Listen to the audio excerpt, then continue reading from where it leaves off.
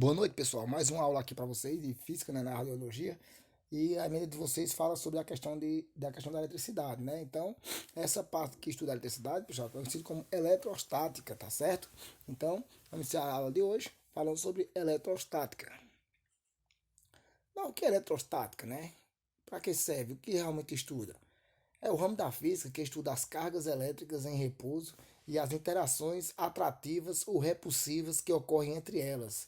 Por exemplo, tem aquela velha história que diz que os opostos se atraem, tem? Então, certo? E os que é do mesmo sinal, eles vão se repelir, ou seja, vão se repulsir, ou seja, vão se distanciar um do outro, tá certo? Então, essa é a parte da física, né? O ramo da física que estuda essas partes, as cargas elétricas, né? Estuda essas cargas elétricas que ficam em repouso e vai ter sempre uma interação entre elas. Carga elétrica, né? Isso, então a carga elétrica, pessoal, ela pode ser dada através de um receptorzinho, né? Através de energia, né?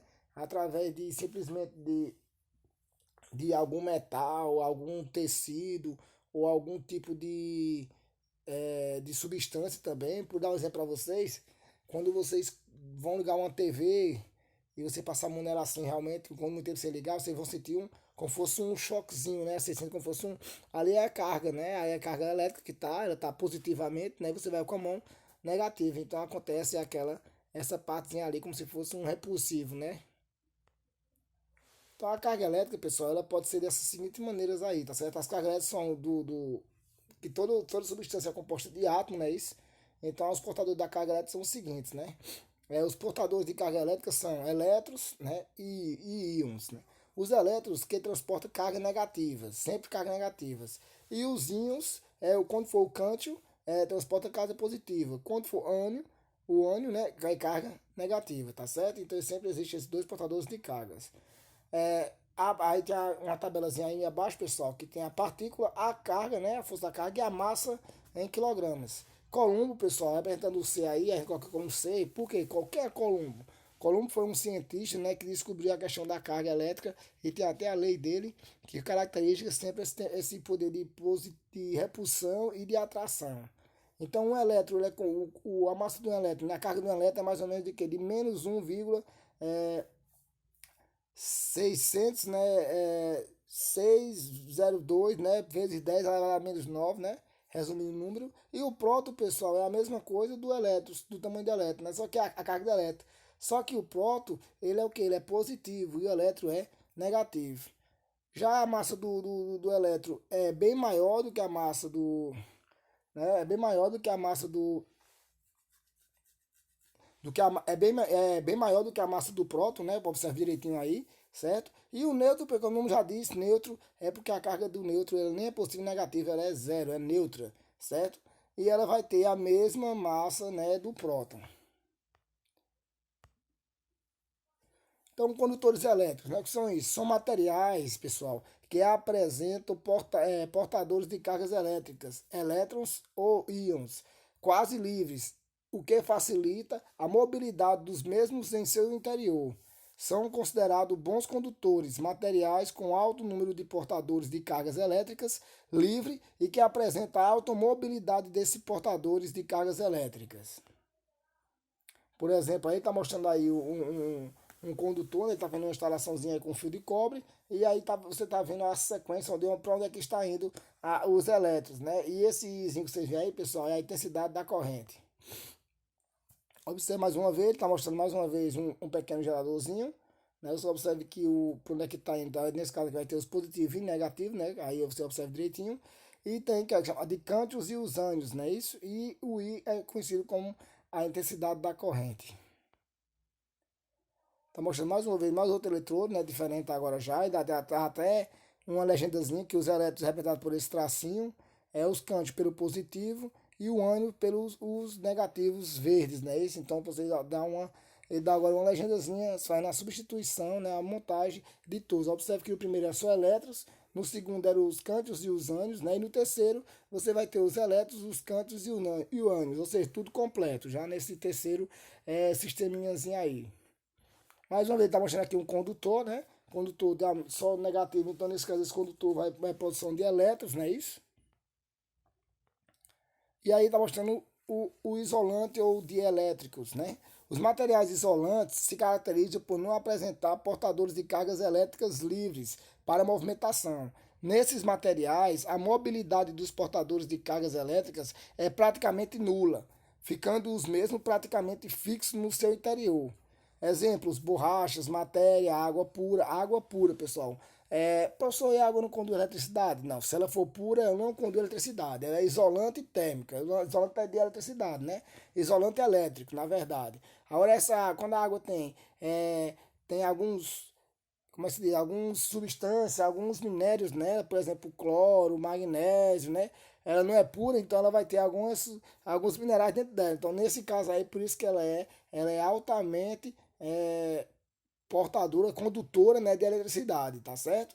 Então lembre-se disso, é utilizado mais a borracha, a madeira, né, isso, para isolar a questão dessa questão elétrica, né? Mas a água pura ela também não é isolante, lembrando que ela não vai ter nenhum minério na composição dela, tá certo?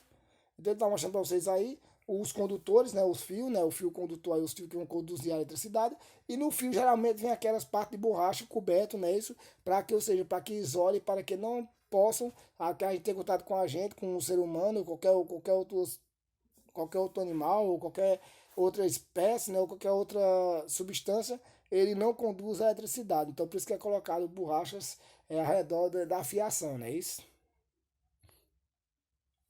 Eletrização, o que é isso, eletrização? É explicação do fenômeno de eletrização. A eletrização, pessoal, entre as duas partículas fundamentais, são importantes para a explicação dos fenômenos elétricos, o próton, o elétron, né, e o nêutron. Os prótons e os nêutrons se encontram numa região do átomo chamado núcleo. Os elétrons ficam girando ao redor do núcleo, disposto em várias órbitas, né? Isso como você já foi ver nos slides anteriores, lá naquela aula de física, né? Física 1, que era chamar como física, só física, né? Física 1. Eu gosto de chamar Física 1. Atualmente explicamos a eletrização dos corpos com a noção de que temos da estrutura dos átomos, não é isso?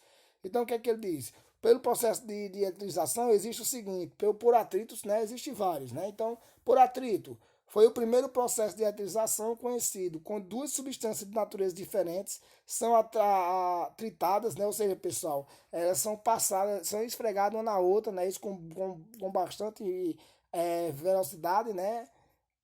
Ambas se eletrizam, ou seja, vou dar um exemplo para você, você pegar um balão, né, uma bexiga, e você passar ela, passar no cabelo, aí de repente você vai ter pegando quantidade de papel picado, né, e você vai colocar a bexiga próxima, ela vai puxar o papel. Por quê? Porque aquela bexiga ela está eletrizada, né? Por que foi eletrizada? Através de um atrito, então através de uma esfregação, né? Através de um arranjo com outra substância. Alguém tá mostrando aí mais uma vez, pessoal. Ele pega uma régua também, tem existe isso aí também. E com a régua ele passa um papel na régua rápido, rápido, rápido. E depois consegue também passar essa régua e levantar alguns pequenos pedaços de papel.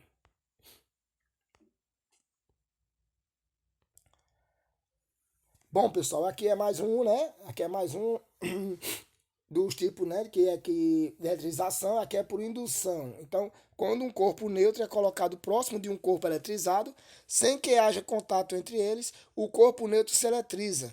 Esse fenômeno é chamado de indução eletrostática. Ele colocou um exemplo aí, pessoal, para vocês conhecerem melhor. Aqui a gente fazia assim, né? Para ter esse. A gente colocava é, uma pilha, né, ligada em dois fios condutores e fazia essa argola aí, né, esse anelzinho com fio de cobre e colocava entre um outro arame pendurado. Quando você ligava a questão da pilha, ele fazia com que esse anel girasse, né? Ou seja, então outro corpo passasse perto por ele e ficaria também com o corpo neutro eletrizado. Então a gente fazia assim, né? Geralmente fazia assim, mas existem vários tipos de demonstração desse eletrização por indução. Há por contato, né? Quando um corpo neutro é colocado em contato com um corpo eletrizado, por meio de um fio condutor, o corpo neutro se eletriza. É o que eu falei o caso da televisão, né? Isso, a televisão tá lá, ele tem um fio, né, condutor, quando você vai passar a mão próximo dela, ela vai estar eletrizada. Ou seja, o corpo está neutro, mas de repente ela se eletriza através de um fio condutor. Por pressão, né? Tem um contato pressão. ou por aquecimento, né? Por aquecimento, certos corpos, quando aquecidos, eletrizam-se, apresentando eletricidade de nomes contrários, em dois pontos diametralmente, né? Diametralmente opostos, ou seja, que os pontos vão ser sempre os opostos entre eles, né? O fenômeno é chamado de fenômeno piroelétrico. É mais comum em cristais, como por exemplo na turmalina, né?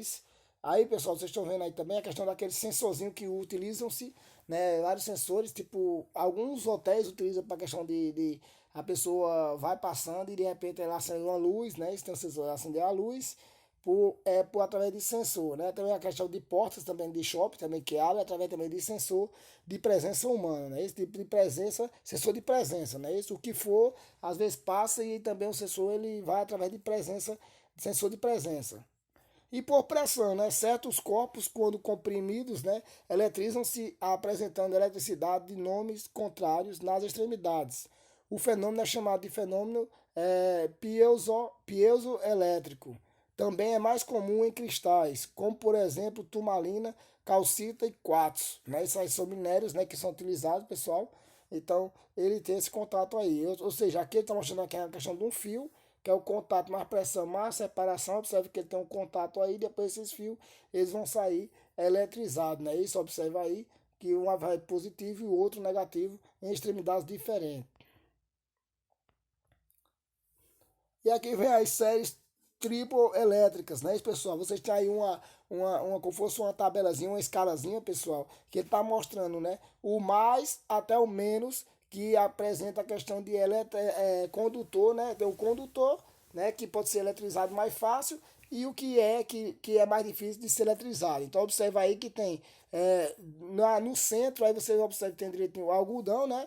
E a sua esquerda é, vai ter seda, lã, mica, vidro, não é isso? E à sua direita, madeira, amparo, né, enxofres e metais, né? Então esses daí é como se fosse uma escalazinha mostrando quem é que tem o poder de maior de eletrização. Aí vocês observam também que tem alguns exemplos aí também, né? Tem através disso aqui também tem uns exemplos que está mostrando através dessa escala também, ó. Pele humana seca, couro, pele de coelho, vidro, cabelo humano, fibra sintética, nylon, né? Lã, chumbo, pele de gato, seda, alumínio, papel, algodão, aço, madeira, ambar, né? Borracha dura, níquel, cobre, latão, prata, ouro, platina, poliéster, isopor, filme PVC, é, poliuretano, né? Ou então polietileno, que é aquela fita adesiva, né? E o PVC, né? Que é aquele PVC que é chamado de poliuramento vinil, né? E o silicone também apresenta também esse poder de eletrização, né? Então o trovão, pessoal, é uma onda sonora provocada pelo aquecimento do canal principal durante a subida da descarga de retorno. Ele atinge temperaturas entre 20 a 30 mil graus Celsius em apenas 10 microsegundos, né? Ou seja, 0,0001 segundos. O ar aquecido se expande e gera duas ondas. A primeira é uma violeta, né? Onde a onda de choque subsônica, com velocidade várias vezes maior do que a velocidade do som no ar, e que na proximidade do local da queda é um som inaudível, né? Para o ouvido humano. A segunda é uma onda sonora de grande intensidade a distâncias maiores. Essa constitui o trovão audível. Aí ele está mostrando para vocês aqui a imagem, né? O que é a diferença do raio, o trovão e o relâmpago, né? Então, nessa imagem ali reflete também isso, né? Você está mostrando aqui também a questão de lenda e o que é verdade e o que é mentira, né? Isso, então, lenda. Se não está chovendo, não cai raios. Verdade, os raios podem chegar ao solo até 15 quilômetros de distância do local da chuva, não é isso? Então ele está mostrando a verdade sobre a lenda. Sapatos com a sola de borracha ou os pneus do automóvel evitam que uma pessoa seja atingida por um raio. Verdade, sola de borracha ou pneus não protege contra os raios. No entanto, a carroceria metálica do carro dá uma boa proteção a quem está em seu interior. sem tocar em partes metálicas. Mesmo que um raio atinja o carro, é sempre mais seguro dentro do que fora dele. A lenda, né? As pessoas ficam carregadas de eletricidade quando são atingidas por um raio e não devem ser tocadas. As vítimas de raios não dão choque e precisam de urgente socorro médico, especialmente reanimação cardiorrespiratória. Uma lenda, né? O raio nunca cai duas vezes no mesmo lugar, né? Então é mentira, né? Não importa seja o local, ele pode ser atingido repetidas vezes, né? E durante uma tempestade, isso acontece até com pessoas. O raio, pessoal, ele cai uma, duas, três, quatro, cinco e quantas vezes possível no mesmo local, viu? Princípio eletrostático, né? Isso, o princípio de atração e repulsão. Então temos o positivo, né?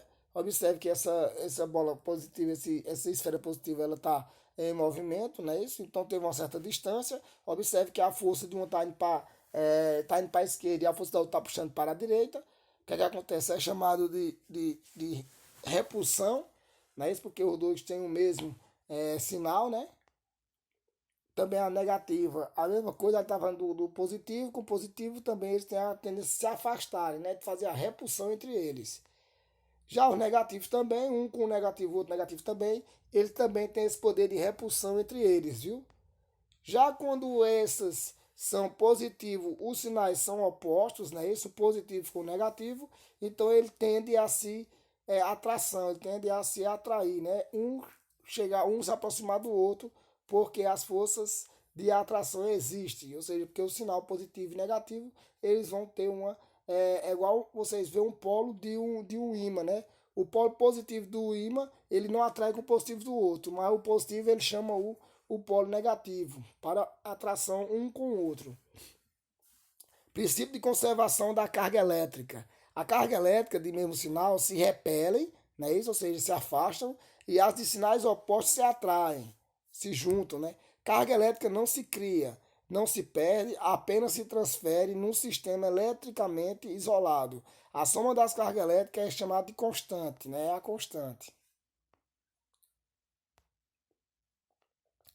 Aí vocês vão aprender a ver, pessoal, a visualizar que a carga um, né, chama de Q1, que é a quantidade de carga de uma substância, e de Q2 a quantidade de carga também de outra substância. Então ele fala Q1, que é positivo, aí Q2 é negativo. Então, nesse caso aí, vai ter a junção, né, vai ter a atração entre os dois, né, isso, que vai se formar, é, que depois eles vão ter um pouquinho de afastamento, só que ele tem a atração muito grande um para o outro, porque está positivo e o outro negativo, tá certo? Então aí a gente está chamado de Q1, né? Isso mais uma vez, Q1 com Q1 e Q2, quando Q1 mais Q2, que vai ser igual a, a quantidade de constante, né, do contato. Então antes do contato, ele mostra aí que é o mais, né, a questão do contato aí, o Q1 mais o Q2. Observe, pessoal, o que aconteceu, que ele mostra também que vai ser o Q3, como fosse o Q3. Então, Q1 seria igual como fosse o Q3, que é a soma, né, dos Q. Então, o que é que ele diz aí para vocês?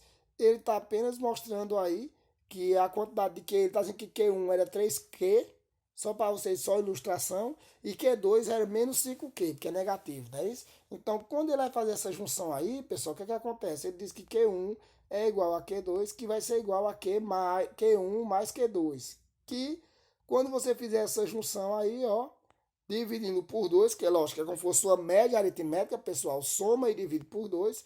Lógico, pessoal, que eu vou fazer só um cálculo para vocês depois calcularem, né? Mas não se preocupe com isso, né? Vai ser explicado bem direitinho para vocês fazerem um cálculozinho pequeno, tá certo?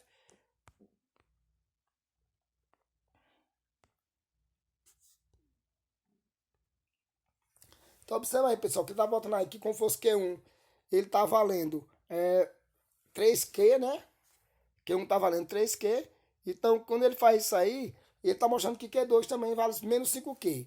Então, o que aconteceu? Ele substituiu, né, o Q1 por 3Q, mais. Observe que tem um jogo de sinal positivo, né, que é para ser mais, só que o Q2 é negativo, ó, é menos 5Q.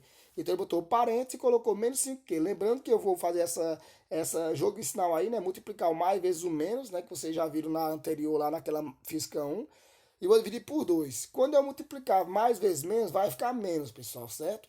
Então vai ficar 3Q, não é isso? Observe que o 3Q vai ficar menos. Então você faz o quê? Vai ficar 3Q menos 5Q. Então 3Q menos 5Q vai ficar menos 2Q, não é isso? Por quê? Porque o 5Q era maior do que o 3Q. Então por isso que ficou, né, sinal diferente, né? Vai subtrair e dar o sinal do maior. Então subtrai o 5 de 3, 2. 5 é maior, então ficou menos 2Q dividido por 2. Quando eu faço essa divisão, vai dar o quê, pessoal? Vai encontrar 1. Né? Então, só que o Q, esse 1 vai ser negativo, então vai ficar menos Q. Então a força de atração dentre ele, a constante, vai ser menos Q, certo? Essa é a formulazinha que Q1, né? Logo aí o Q1 é igual ao Q2, que vai ser igual a menos o Q, tá certo? Essa é a fórmula da constante eletrostática, pessoal. Ó, ele diz que a força é igual a uma constante, essa constante nunca muda, pessoal.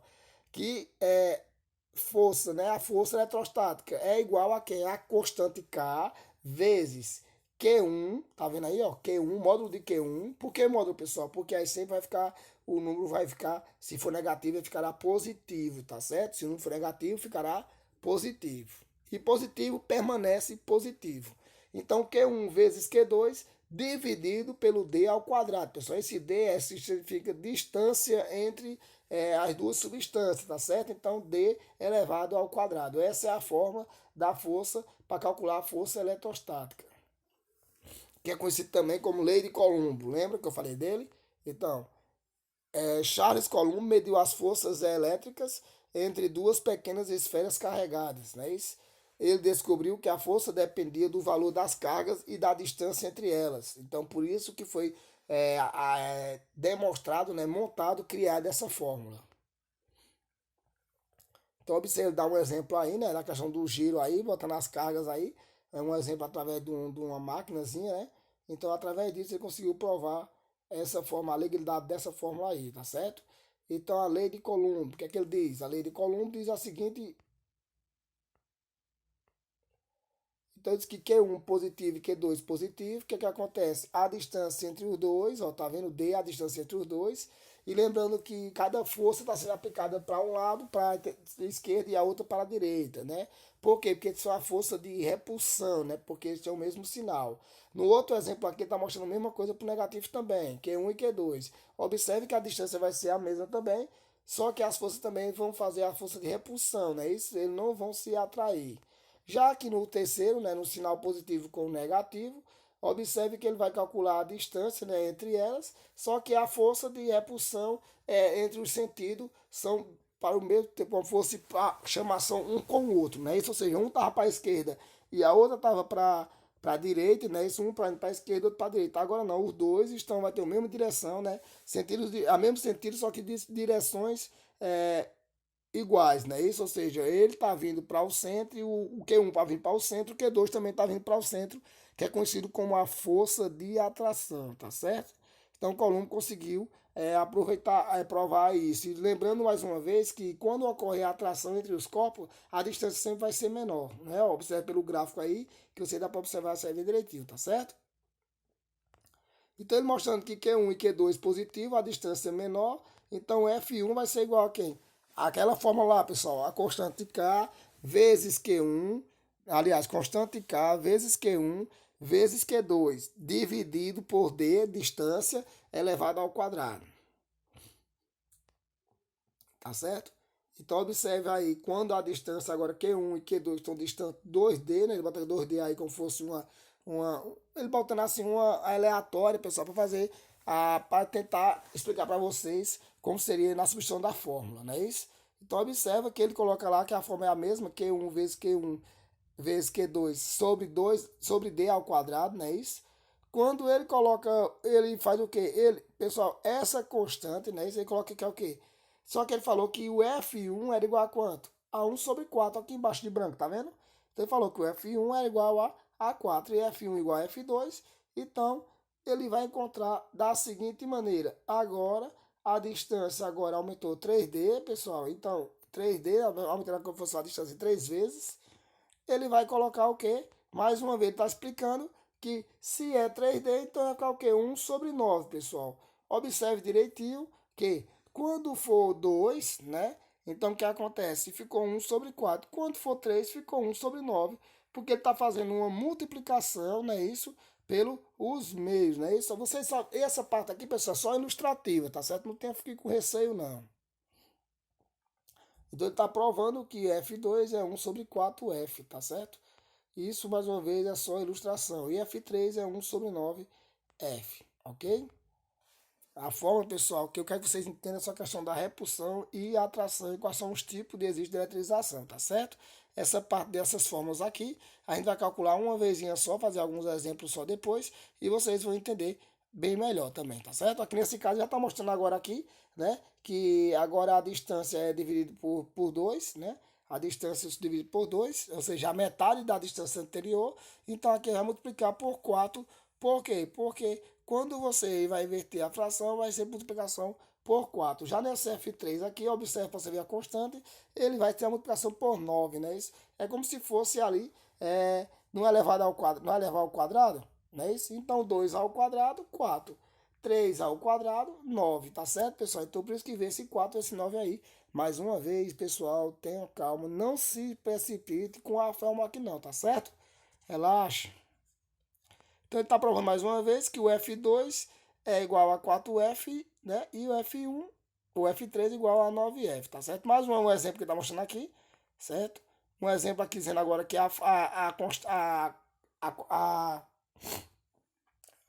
está dizendo aqui mais uma vez que o K, né? Que o Q2 é duas vezes, não é isso? É o dobro do Q1. Então eu coloco o 2 aqui, ó. 2 vezes a constante K, vezes Q1, vezes Q2. Que era a mesma coisa de multiplicar, né? Isso, o Q2 sozinho. Ele vai mostrar aqui mais uma vez. Quando for 3Q, ó. Ele vai multiplicar por 3. Toda a parte de cima, a parte do denominador multiplicada por 3. E está mostrando para vocês por que é 2F. E ali também porque é 3F.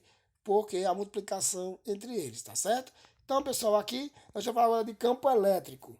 É o campo de força provocada por cargas elétricas, elétrons, prótons ou íons, ou por um sistema de cargas. Cargas elétricas no campo elétrico estão, não é isso? Estão sujeitas, né? Então, observe que o quê? Que essas cargas elétricas no campo elétrico estão sujeitas a uma força elétrica. Então, nesse caso aqui, pessoal, observa agora o que acontece. O campo elétrico ele é representado pelo esse Ezinho aí, ó. Então, vai ser igual a constante K, tá certo? Que essa constante de Coulomb não vai mudar, depois eu vou dar o valor para vocês dela, vezes o Q, somente o Q, né? Isso somente a quantidade, a carga de uma substância. E sempre sobre o D elevado ao quadrado, tá certo? Então, D elevado ao quadrado. Quando uma esfera está eletrizada, as cargas em excesso repelem-se mutuamente e por isso migram para a superfície externa da esfera, atingindo o equilíbrio eletrostático. Assim, o campo elétrico dentro da esfera, em equilíbrio eletrostático, é nulo, já que não há uma força que atrai uma carga para dentro do corpo, tá certo? Mais uma vez, ele mostra aqui a fórmulazinha, é igual a constante K, que é igual a Q, né? Apenas um campo elétrico sobre distância ao quadrado. Linhas de campo, né? Se Q for maior do que zero, o vetor campo elétrico é de afastamento, tá vendo aí, pessoal? Que o vetor tá mostrando que tá certinho, tá mostrando para fora, ó, do núcleo, tá certo? Por quê? Porque o Q é maior do que zero. Se o Q for menor do que zero, o vetor do campo elétrico é de aproximação. Como você viu naquele exemplo lá, que era negativo, né? Que deu negativo, então ele é de aproximação, de atração, tá certo? Então não esqueça disso. Na linha de campo, sempre quando o Q for maior do que zero, o vetor do campo elétrico é de afastamento. Quando o Q for menor do que zero, o VT campo elétrico é de aproximação. Mas eu vou trazer alguns exemplos aí, pessoal, como é a questão de aproximação e a questão de atração aí entre os campos elétricos. Acontece muito isso com os ímãs, viu? Então observe que o campo elétrico aqui sai do positivo, indo para o negativo, mostrando aqui na questão do gráficozinho aqui positivo com negativo, tá certo? Aí ele mostra aí mais uma vez a questão dos volts, né? A questão do circuitozinho. Então, superfície, pessoal, é equipotencial. O que é isso? Numa superfície equipotencial, as linhas de força são sempre perpendiculares à superfície equipotencial. Então, pessoal, a linha de força é perpendicular, ou seja, ela vai formar sempre um ângulo de 90 graus entre elas, tá certo? Então, observe aí foi que ele fez esse gráfico, né? Equipotencial, pessoal, ele está dizendo que os pontos de potência são da mesma distância, os pontos têm a mesma distância, tá certo? Observe que ele mostra para vocês esse, esse ponto chamado de VA e VB, né? E aqui na outra figura está mostrando também o VA e o VB, só que agora sem essas linhas de força. Trabalho da força elétrica, pessoal. Trabalho, pessoal, nada mais sempre vocês vão entender que trabalho é, é uma aplicação de uma fórmula onde você vai ter que trabalho sempre é igual à distância vezes a força aplicada, tá certo? Então, o que é que ele faz aqui? Ele está mais uma vez mostrando aqui para vocês, né, o Q, que é maior do que zero. Quando o Q for maior do que zero, o que é que acontece? Certo? Que ele está botando uma carga menor e uma carga maior, mesmo só que os dois são maior do que zero. Então, o que é que acontece? A força vai estar indo para a direção sempre para o sentido da direita. Então, o que é que ele diz aqui para vocês? Sentido natural do deslocamento, ó. Tá vendo qual é? Ele está mostrando através do gráfico aí o sentido natural do deslocamento. Então está mostrando aí que o trabalho, essa letrinha aí, pessoal, parecendo ter, representa a palavra trabalho, né? Então o trabalho aí vai ser maior do que zero. Por quê? Porque está trabalho chamado trabalho de motor, porque o trabalho está na direção, o deslocamento está na direção da força. Já no outro exemplo aqui que ele está mostrando agora, pessoal, ó, o que é que ele acontece? Ele está mostrando aqui, né? Que o trabalho agora, observe que o Q maior é maior do que zero e o outro, a outra substância, né? O outro Q é menor do que zero. Então, observe que a força está na direção e o trabalho está em outra direção, pessoal. Então, nesse caso, o trabalho agora também será menor do que zero. Então, nesse caso, é chamado de sentido natural do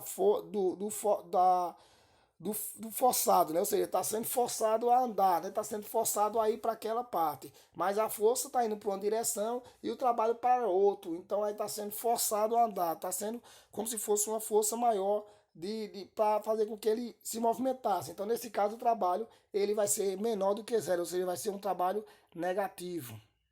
Observa aí na imagem, pessoal, que eu mostro para vocês. Daí ele traz aqui uma ilustraçãozinha e ele mostra aqui A, né, isso, uma esfera A.